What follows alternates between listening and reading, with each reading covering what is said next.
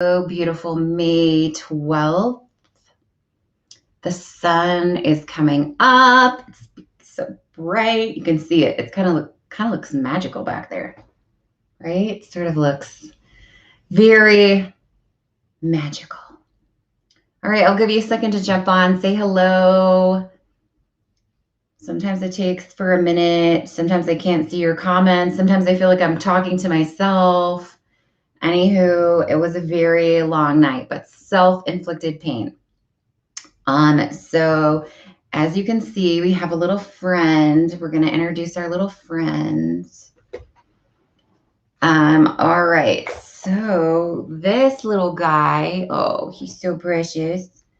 This little guy is our Pugapoo. Say hi, Pugapoo. Oh my gosh, isn't it so cute? Oh. So this is a pug, pug daddy with a Pomeranian mama. And so it is called a Pugapoo. But Pugapoo, good morning, Mandy. Pugapoo has a bladder the size of I would say half of well, let's see. Yeah, let's just go with this. A Pugapoo has a bladder that I think is about 1/8 of a teaspoon. And that might be an an exaggeration. I think that I had to get up with this dog at least 10 times, and I think Dave got up with it 5 to take it out to go to the bathroom because it literally has that small of a bladder. So it was a rough night. Oh, okay. So good morning, Pixie and Lisa and Mandy and Amber.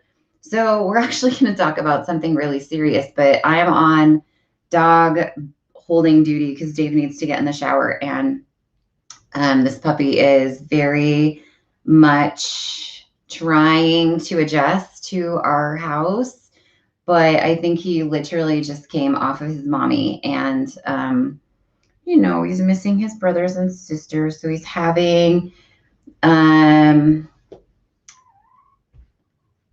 I don't know why you're seeing Tuesday blessings. I thought I updated it. Anyways, whatever. Okay. So, anyways, we're going to talk about something kind of serious. So I was watching a YouTube video, and there was it was a lady that I follow on social media. I actually just barely found her.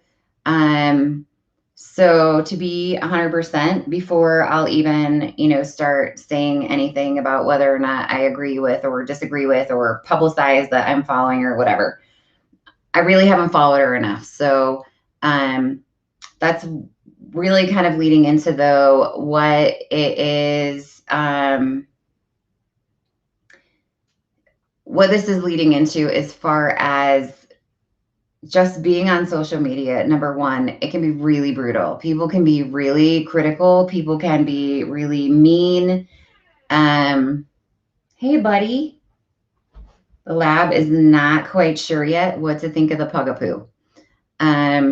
So she was talking about how she was being highly criticized and for being on social media, she's a spiritual healer, being on a spiritual healer platform. And she had talked about how she was severely abused, but she also had done some modeling and she had done some other stuff. And so people were being really critical of her, saying like, your timeline doesn't make sense. How could you be severely abused while being successful and doing all this other stuff? And so I thought it was really interesting because I'm actually going to try something, because I was like, first of all,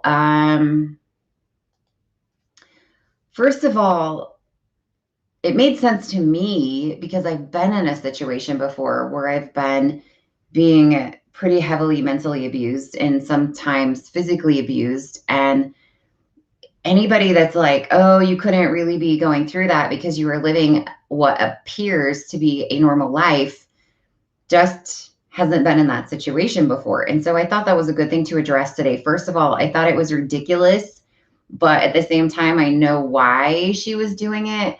I thought it was ridiculous that she felt like she had to do an hour-long video explaining and justifying herself to people because she had been just brutally raked over the coals for some stuff. And, once you get a couple of haters, it just can go crazy. And so I mean, this reminds me too of, like, we have a lady who's local to my state, and she makes a product, and she sells it online, and she employs a bunch of moms, and they are able to work from home through her product. So, it's a pretty big blessing. And she, same thing, started getting some massive haters. She ended up losing her baby, and people were just brutally attacking her on social media. So, first of all, you just have to do, like, if anybody who wants to be out in public like this, you have to do it with a grain of salt. People are going to hate. People are going to be mean. But second of all, there was another lady too, like, anything you say can and will be held against you on social media. She called, and I can't even remember what her name is. She's pretty big on social media, but she had made a post and called somebody's kids a Sour Patch Kid. She got ate alive for it. So anyways, but I'm going to go back. That was a little tangent. I'm going to go back to this whole being abused and living a normal life, because, as I said, she was being really critically raked over the coals for people saying you couldn't have been going through what you said you were going through, because people can't be being abused like that and then be also successfully doing anything else. And that's a absolute true lie. And anybody that would say that can't happen has never been abused before, in a situation where, I won't say hasn't ever been abused before, but potentially doesn't have a specific type of a personality going through a specific type of abuse. I know, isn't it, Lisa? It's so cool. It's like, I thought that too. I was like, you guys, look at and it's from my crystals. It's from two of my crystals, and it's shining up on the wall. It's totally magical. Anyway, she was talking about this, and I was like, here's the thing. When you're in an abusive relationship, you are in a different reality.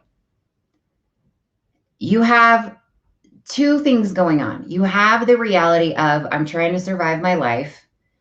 And then you have the reality of, I have to do what I have to do outside of my abusive situations so that I can make ends meet. Now, if you haven't been in this situation, it seems really dumb. You're like, hey, why do you not just tell somebody and get help? Or why do you not just leave the abusive situation?